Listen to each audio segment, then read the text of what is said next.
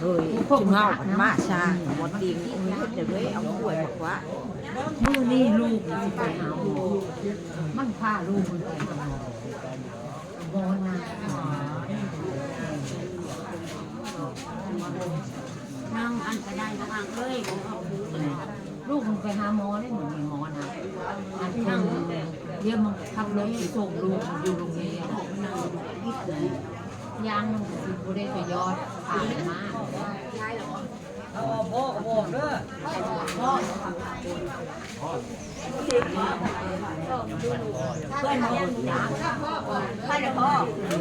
คุณละไปความรู้นะความแม่นถ้าเข้าแจ้งแล้วมาดูความ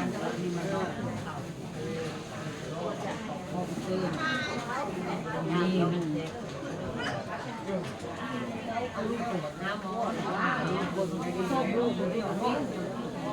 พบแล้วก็เลิกพ่อเราเองอะไรอย่างเงี้ยมันค้าแล้วมันไปไปเนี่ยได้เงินทำรถได้เม็ดแล้วย้ายสิมาขาย